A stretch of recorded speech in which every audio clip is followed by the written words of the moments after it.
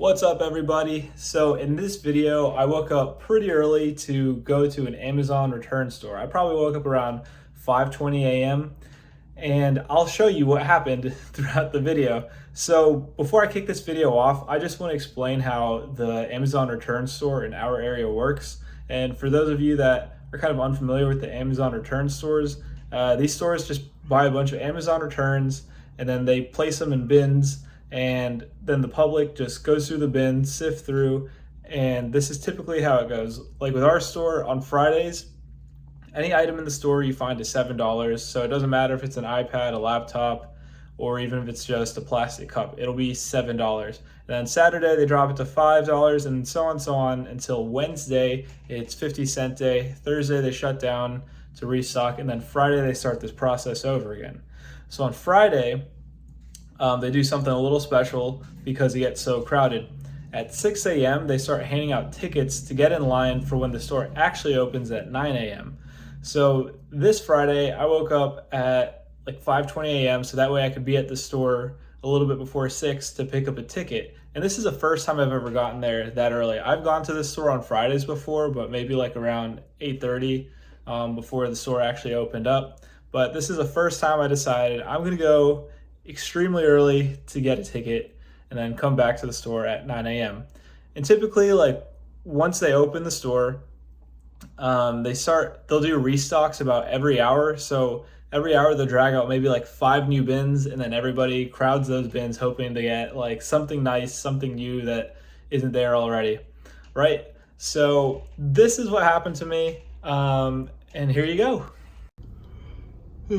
Good morning. So I woke up super early today to get a ticket at 6 a.m. for this Black Friday deal store, and that ticket will give me a spot in line when they actually open at 9 o'clock, and there are already a ton of people here in line for a ticket. So let's see how this goes.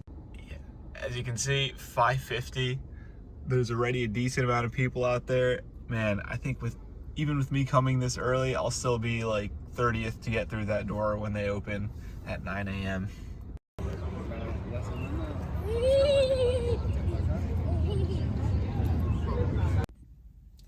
All right, I just pulled up at home after picking up my ticket from the Black Friday store, but when I got out of my car, wow, there was way more people in line than I thought. I mean, that line wrapped from out in front of the store around the parking lot, and there must have been about 50 or 60 people in front of me, so we'll see how this goes. I mean, but people were getting cranky in line. There were people yelling, people honking their horns in their car. I don't know if I'm going to do this again, but by the time I got up to the front of the line to grab my ticket, I mean, I even saw an air mattress up front, so somebody had been staying the night to get their ticket in line. I mean, there's some serious dedication going on for this Black Friday store, and the chance of getting like an iPad or an iPhone or some AirPods for $7. So we'll see how I do. My hopes aren't too high because, I mean, 60th in line, it'll probably take me about 10 or 15 minutes to even get in the store once I come back at 9 o'clock. And I think by that time, most of the good stuff will be picked over. But we'll see. I mean, realistically, I think you have to show up like maybe around 4 a.m. to get like the top 20, 25 spots in line. But yeah, I'll see how I do. I'll be back at the store at 9, and hopefully I get some good luck and I can fight out some of this competition. Back at the Black Friday deal store, there you can kind of see the banner up there. And they have a post office, which is awesome. I was actually really productive this morning. I got some packages all done up, ready to ship. So pretty convenient that there's a post office right next to where you buy all the supply. All right, let's see how I do.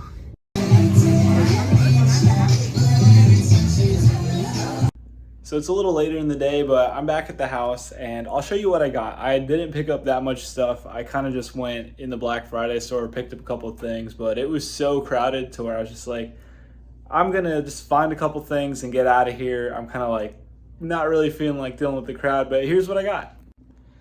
So yeah, mainly I'm just gonna sell most of this on Amazon. Like these two, I mean, I'll make like $5 after fees. This one might be like a $40 book. This one I've got to sell on eBay because I can't sell it on Amazon, but it's still like a $40, $50 book. And then this one, supplement, I don't know, maybe it's like $30, $40. I can't remember if I can sell that on eBay or not. I put some sold comps, but this is literally all I got. Oh man, so as you guys can tell, that was a failure of a bin trip for me. And it only gets worse because here's why. This thing right here that I bought, these supplements, I could try to sell them on Amazon. Amazon says I can sell them, but there's only a couple sellers on that listing. So chances are what's going to happen is I'm going to get some sort of message from the actual brand owner saying, hey, we don't want you selling this. Or even worse, I get a message from Amazon saying, hey, the actual seller of that brand is saying yours is a counterfeit and you have to prove it's not a counterfeit. And the only way to prove it's not a counterfeit is if you have an itemized invoice from an actual retailer or wholesaler that's verified.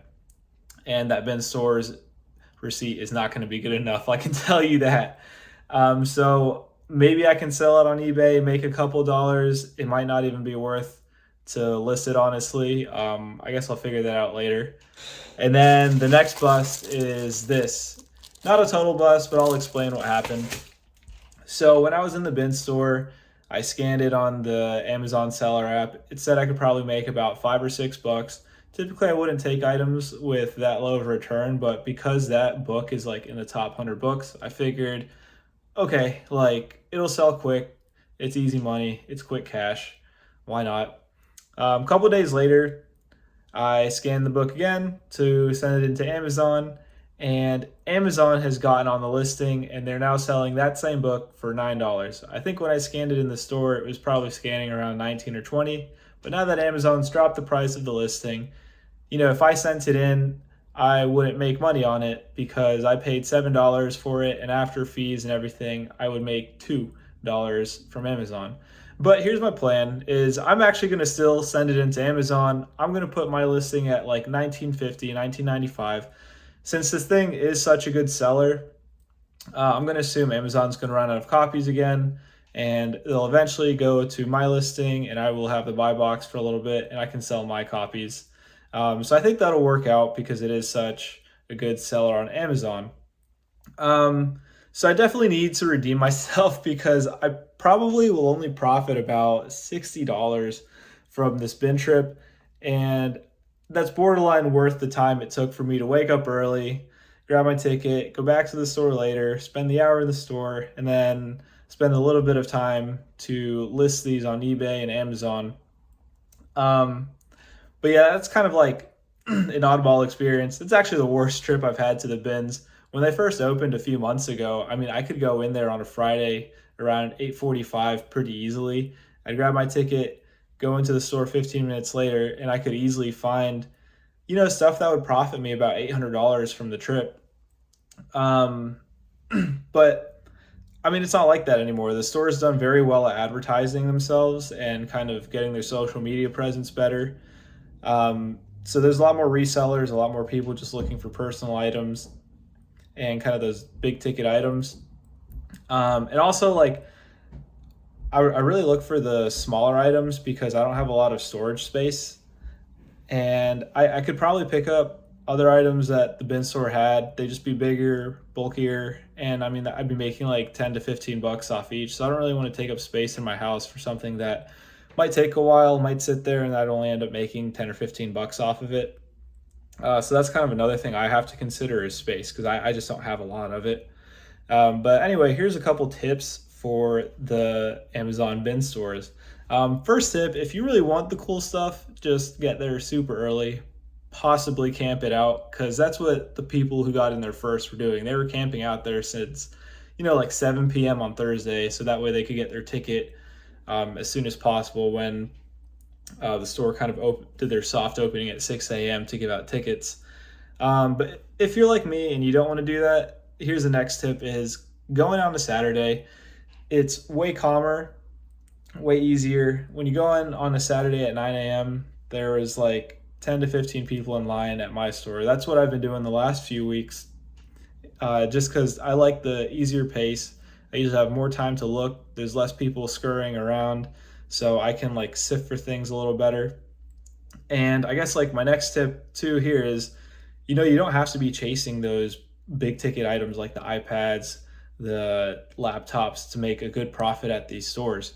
There are lots of profits in books and supplements like I showed you. Just wanted to throw in one thing real quick is that if you are looking for supplements, double check the expiration date and also double check if they're open or not. A lot of people return opened items and supplements to Amazon and then they end up in these bin stores. So you kind of have to be careful about that.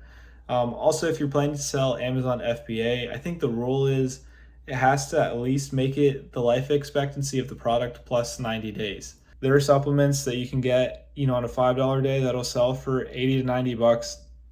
I've already had a few of those. Same things with books, like textbooks are expensive. Some of the better ones to look out for are the ones with the rental stickers on them, because if they're too expensive to straight up buy, they're a rental. That's why people rent them out. So when I see those big rental stickers, I usually grab those and I'll price check them whenever I get the time.